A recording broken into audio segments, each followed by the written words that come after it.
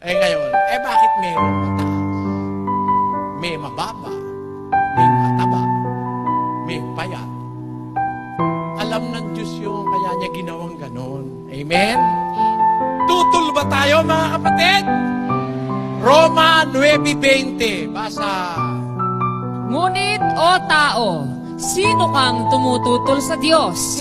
Sasabihin baga ng bagay na ginawa doon sa gumawa sa Kanya, bakit mo ako ginawang ganito? Sige nga, meron ba namang yung ginawa mo?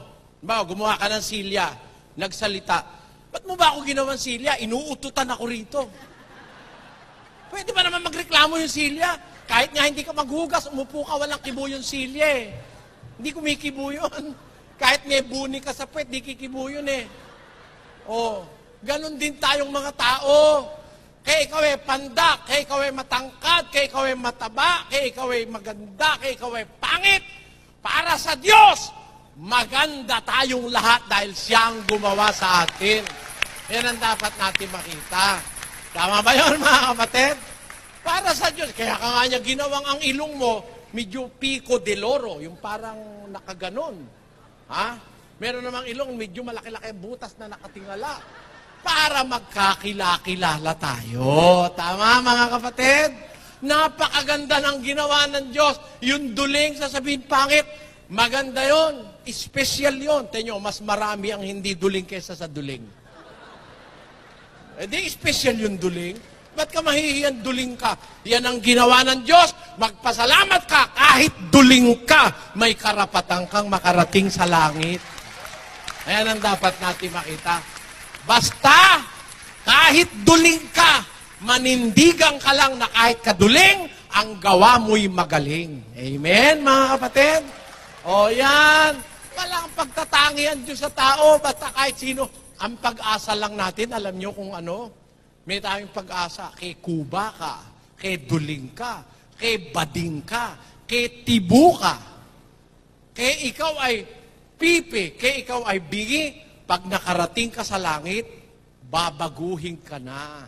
Magandang maganda ka na. Pakinggan nyo, sa unang Korinto 15:51, ganito ating mababasa. Basa. Narito, sinasaysay ko sa inyo ang isang hiwaga.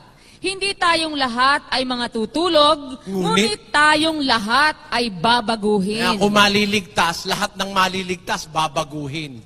Paano yon? Sa isang sandali, sa isang kisap mata, sa huling pagtunog ng pakakak. Sapagkat tutunog ang pakakak, at ang mga patay ay mga bubuhay na mag-uli na walang kasiraan, at tayo'y babaguhin. Bakit? Sapagkat kinakailangan na itong may kasiraan ay magbihis ng walang kasiraan, at itong may kamatayan ay magbihis ng walang kamatayan. Duloy. Datapwat pagka itong may kasiraan ay mabihisan ng walang kasiraan, at itong may kamatayan ay mabihisan ng walang kamatayan. Kung magkakagayon ay mangyayari ang wikang nasusulat, nilamon ng pagtatagumpay ang kamatayan. Yan ang pag-asa mo. Hindi plastic surgery ang pag-asa mo, kapatid. Ang pag-asa mo, sumampalataya ka, maglingkod ka sa Diyos, gumawa ka ng mabuti, kahit ikaw ang pinakapangit, pagdating ng araw, sa isang sandali, sa isang kisap mata, sa huling pagtunog ng pakakak, sapagkat tutunog ang pakakak at ang mga patay ay mga bubuhay na walang kasiraan, at tayo'y babaguhin. Amen? Amen. Ikaw na ang pinakamaganda pagdating ng araw na yon. O, babaguhin tayo eh. May pag-asa tayo. Kaya mahirap, mayaman, duling, bulag, pilay, pingkok, disabled, pag naging dapat ka sa Diyos at sumunod ka at natakot ka sa Kanya, may pag-asa kang nakareserba sa langit, babaguhin ka. Kaya lang, kailangan muna maglingkod ka sa Diyos. Kumilala ka para ka magtagumpay.